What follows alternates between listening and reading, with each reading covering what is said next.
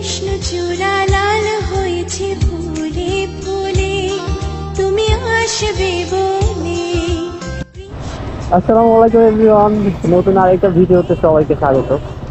অনেকদিন পর আসলাম মমইন।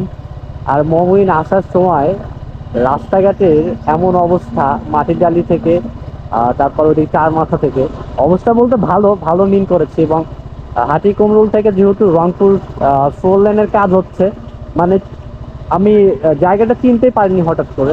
তো কৃষ্ণচূড়াটা দেখেন, অসাধারণ কিন্তু।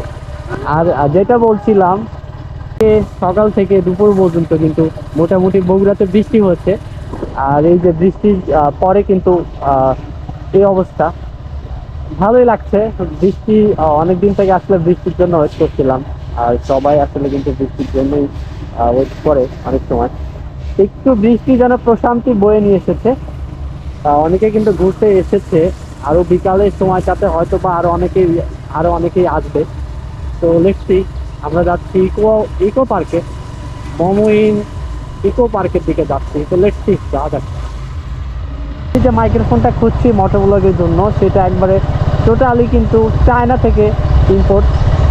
তো এই জন্য তারা দিতে পারছে না। তারা আমাকে বলেছে যে এই যে এটাতে কে কে উঠেছেন মমইনে, যারা যারা উঠেছেন অবশ্যই কমেন্ট করে জানাবেন।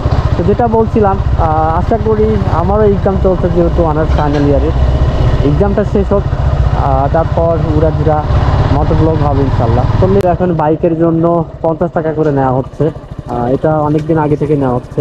এবং এই যে ঈদুল আজহার জন্য কিন্তু সুন্দর করে আপনাদেরকে এখানে কিন্তু ওয়েলকাম করা হবে। আপনারা কিন্তু চাইলে দেখতে পারেন। তো এখন 50 টাকা করে না? আচ্ছা, এই যে বাইকের জন্য কিন্তু 50 টাকা। আর কেউ যদি হেঁটে যায় তাহলে তো ফ্রিতে যাবে, তাই না? কেউ যদি হেঁটে যায় তাহলে কিন্তু ফ্রিতে যেতে পারবেন আপনারা, যেটা বলছিলাম। আর বাইকের জন্য কিন্তু 50 টাকা। ওইখান থেকে গিয়ে নিয়ে আসতে হয়। আজকে কেন জানি ভাই এখানে দাঁড়িয়ে আছে। তো ভাইকে অনেক অনেক ধন্যবাদ, যে আমাদের যে কষ্ট করে নেমে যেতে হলো না। তার জন্য অনেক ধন্যবাদ। রাখো। চলে এসছি, ভেতরে যাওয়া যাক। Eco park, মমইন, Bogura. এটার ভিউ দেওয়ার মতো কিছুই নাই আসলে। আবার অনেক কিছু আছে, যেহেতু আমি এর আগে একটা ভিডিওতে দিয়েছি। তো আজকে ভিডিওটাই পর্যন্ত শেষ করলাম।